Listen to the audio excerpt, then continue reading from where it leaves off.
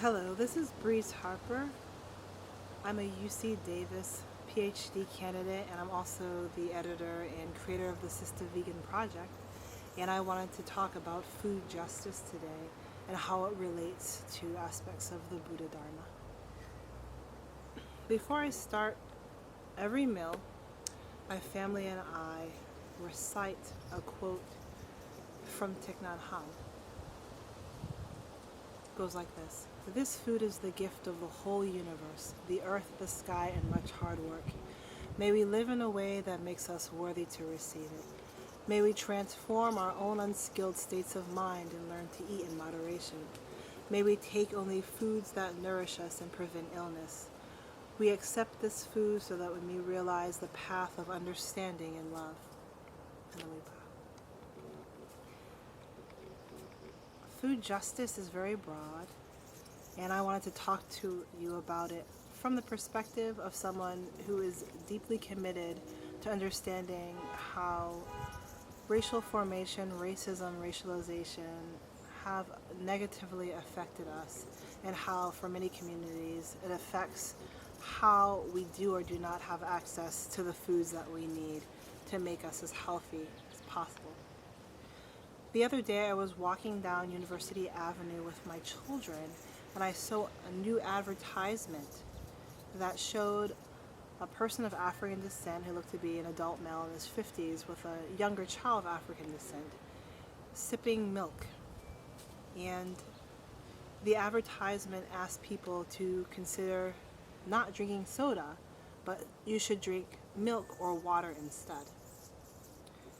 And I began thinking about how the food that we do or do not have access to, particular commodities that are advertised to us, how it's very rare that that food does not follow a chain of cruelty, and how there's a lack of mindfulness in these commodities. Food justice. What is food justice? It's the ability for people or a community to have access to food that is culturally appropriate for themselves, but at the same time allows them to be as healthy as possible. I would like to extend that concept of food justice to see how it intertwines with the Buddhadharma, that though many communities don't have the foods that are culturally appropriate for them, and they want the foods that are culturally appropriate for them, sometimes particular cultures do propagate unmindfulness and suffering when they do get the foods that they need. So my focus on food justice is really understanding how is it underrepresented communities that are at risk of not getting the foods that they need, how can they get what they need, which is as culturally relevant and specific to their own needs, but at the same time does not perpetuate suffering. So let me explain what I mean by suffering. When I look back at this advertisement is promoting cow dairy milk. Most people may not realize this, but to produce milk is to produce suffering for many people and for many non-human animals. Now, number one, this particular advertisement is an example of what I'd call nutritional racism. What is nutritional racism? In this particular society of America, we base our understanding of nutrition and health, and I say we, the common we, universal we, mainstream America, on the notion that most people have a Euro-Anglo-Saxon relationship to food commodities, how things are resourced and extrapolated and then turned into, foodstuffs, drinks, herbs, medicine. So what is nutritional racism? When I look at this advertisement, you see that people of African descent are drinking milk. 90% of people who are Black or African American in the United States are lactose intolerant. The creation of this particular advertisement is not mindful, and it perpetuates suffering.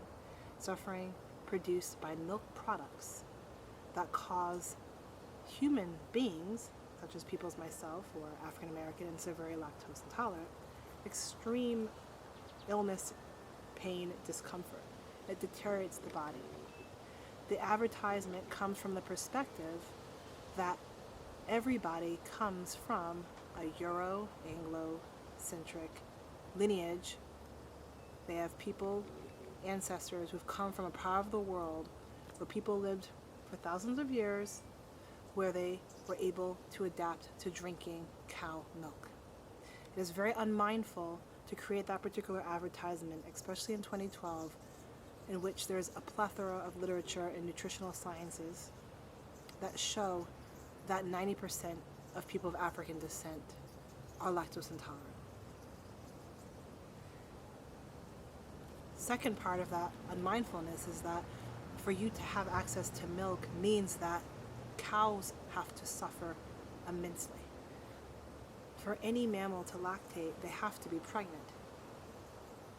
The cows in America are forced to be pregnant just so they can keep on lactating, and then their babies are taken away from them. Their babies end up being used in the food commodity chain for human beings. Many of them end up as what is known as veal. Many of them grow up and end up being a hamburger. It's a life of suffering, and it's very, very unmindful. So I think of this advertisement and I think of food justice. I don't think that this advertisement, though the meaning is well intended to get people to stop eating soda high in sugar that causes other types of suffering, it's an example in which I see nutritional racism occurring, and this concept of speciesism in which non-human animals are expected to be commodified, and their byproducts, or the actual meat itself, but in this case for dairy, the byproduct of milk, will be commodified, and it's expected that it will be asked to, not the milk itself, but the people who put up the advertisement, is expected that this milk will be the cure or the better option to soda. And it's very short-sighted to produce such an advertisement without understanding the implications of what cow dairy is and putting people of African descent in this advertisement. It's very unmindful. So when I think about this from the broader context of food justice, and I think of the concept of structural racism and how it manifests in this advertisement as nutritional racism, I think when I think about Thich Nhat Hanh's saying about having food that will nourish us, and that we want food that will teach us to be mindful, to teach us love. And I look at that advertisement, I think it's a great learning piece, and it's a great piece that shows, yes, on one hand, the people who put the advertisement up were trying to prevent suffering and pain that comes from sodas, but at the same time, I think there needs to be more critical thinking around food justice issues and why still in 2012 particular ways of understanding food and promoting particular food ways and food philosophies still comes from a very Euro-Anglo-centric epistemology, and one must be careful to understand how corporate capitalists who are heavily interested and invested in the dairy industry contribute to these particular ads. They probably don't care about the fact that people of African descent are very, very lactose intolerant, and it's probably the last thing that we need in our diet is cow dairy.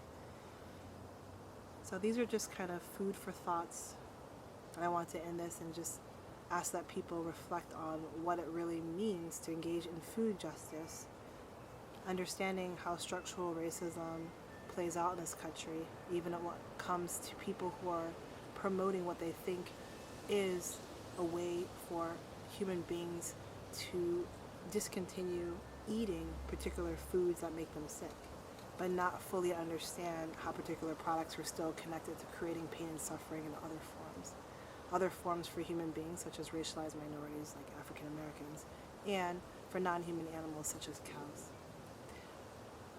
So this is what I want to share with you today.